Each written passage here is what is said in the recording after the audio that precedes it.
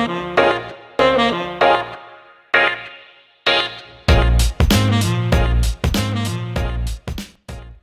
Ayana Lewis, and I am 11. I'm Emmett Koval. I am 10 years old and I'm in 5th grade. My name is Chantal and I'm 13 years old and I'm in 7th grade. My name is Angelina Montiel. I'm 11 years old and I'm in 5th grade. We are Newburgh Writers. My name is Jade Green. I'm 11 years old. Hi, my name is Brenda Aguilar and I'm 13 years old and I'm in 7th grade. My name is Anastasia Gonzalez and I'm 13 and I'm in 7th grade. My name is Bryce Gray. I'm 12 years old and I'm in 7th grade. My name is Joseph. I'm 12. Irene Trowell-Harris grew up on a small farm in South Carolina. She worked the cotton fields with her family. Irene went to nursing school and went into the military to become a flight nurse. She served 38 years in the U.S. Air Force, Air National Guard, becoming the first black woman to be promoted to general. Now, retired, she continues to focus on helping others. She works with the Tuskegee Airmen to get young people into flight school and is the only woman to have a chapter named after her. Today, we are in conversation with General Irene Trowell-Harris.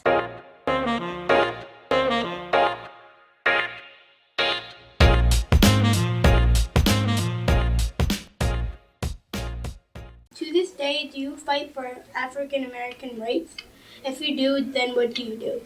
Oh yes, I work with many organizations, just the Urban League, NAACP, Hispanic organizations, military groups, but I work with groups, find out what the issues are, and then we look at working with people around the country to develop policies to take care of veterans, military people, civil rights, voting rights, getting scholarships, going to school, being treated properly. What is your connection to Newburgh? I was a chief nurse executive in the Stewart Air Base over here.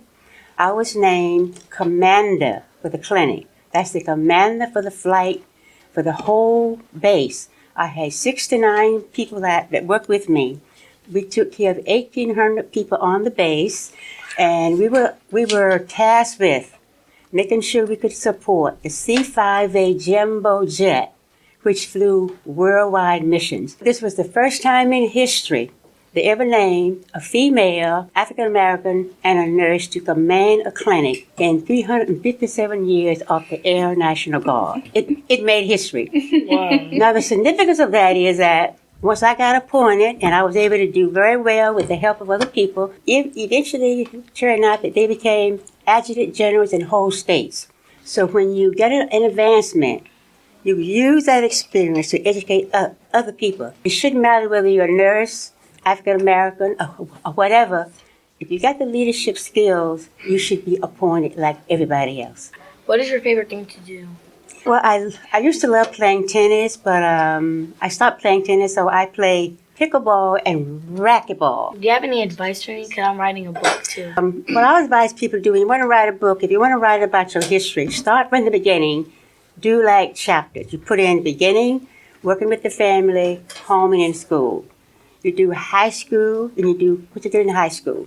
Then you do college, what you study, what you're doing now. Then you talk about the family, how you help the family, how the family help you, how your church, your religious institution help you, and put it in order. Make sure it flowed, really though. Yeah.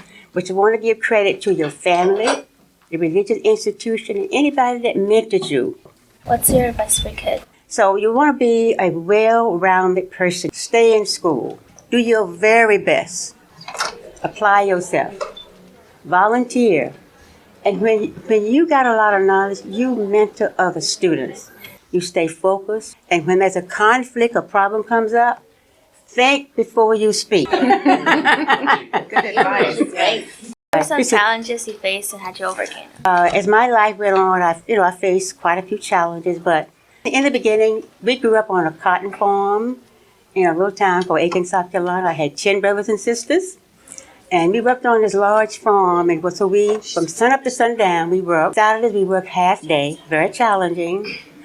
During the school year, we went to school, but after school, most of us worked in a restaurant. because we needed the help with buying books and things like that for school. So it's very challenging though. What qualities do you need to be a good nurse? You need to be passionate. You need to be smart. You need to listen to people. You need to be a strong person, a caring person. And you must be like that all the time. Whether you're tired or not feeling well, whatever, you need to remain very, very passionate. And by the way, you need to be a good writer. What you write, what you say should be very accurate. You need to describe exactly what happened. What's the hardest thing about being a nurse? You have to take all of the basic sciences, biology, chemistry, pharmacology, endocrinology. In the beginning, I didn't like chemistry, but I had to love it. So what I did, I took an extra course in organic chemistry. And once I did that, I understood how it worked. And I was always an A student then. So if you're weak in any one area, do what I did. Go and take an extra course. Mm-hmm. That way you'll be highly qualified and you wouldn't be stressed out. Great question. Okay. Before you retired, did you see acts of racism? One time was probably the most obvious. I was on flying status. I was a flight nurse instructor then. We were flying in one of the states, and we had been a very busy day on a hospital jet called the C9. Went to a restaurant in town, so it was like 10 of us in the crew. I was the only African American. So the manager said, "She can't eat here." So the pilot said, "We are leaving." So that was probably the most obvious time. We went in the restaurant, and he particularly said I couldn't eat there, but all the other people could. So we walked out. And the policy of the military at that time, if you go someplace as a military person and you're denied service, you report that to the agency. What they do, they take that restaurant or that place off the list, so the military people cannot go there. So that cuts the person's business down. So my question is, what does it take to go to Yale? To go to Yale, one of my favorite places. I got my master's there. You need to be somebody that has done a lot of volunteer work, because volunteer work shows that you have leadership skills. You can mentor other students. They look at your volunteer work all through school. They want to show you being active, not just academically and socially, but they want to see what you have done. And they give a lot of weight to that, just like they give weight to having an A. You have such a wealth of advice. Do you have any questions for the students? You know, I have a doctorate, I'm a general, but what do I need to do now? I've written those 2 books, but what can I do now? Go ahead, Ayana. Get a job to earn some money. Yeah, she's finished with that. That's a good idea. Good advice. Yes, right, yes.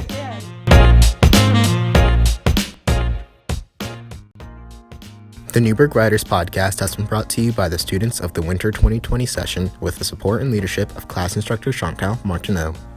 The Newburgh Writers meets at the Newburgh Armory Unity Center every Saturday as a part of the Saturday morning enrichment program. Special thanks to Emmanuel Johnson for audio and editing, photography students Celine and Evan, Colonel Glendon Fraiser, executive editors Isaiah Forbes and Robert Pagliaro, and Mr. William Kaplan.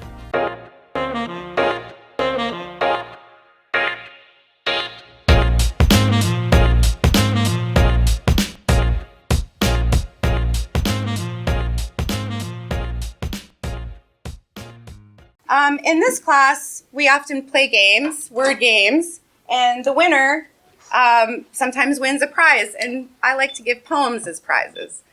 I know that you're the first woman to have a Tuskegee Airmen chapter named after her, and so I found a poem by the daughter of one of the last Tuskegee Airmen. Okay. I thought it would be nice to read it. Moon Lily by Marilyn Nelson. When we play horses at recess, my name is Moon Lily, and I'm a yearling mar. We gallop circles around the playground, whinnying, neighing, and shaking our manes. We scrape the ground with stuffed saddled offers, thunder around the saddle, letting little kids on swings, and seesaws and mountain boys bald. We sorrow chestnut, buskin, pinto, gray dresses, and white socks. We are self-named, untamed, untouched, unridden. Our plains no fences. We can smell spring. Oh my goodness, I love it.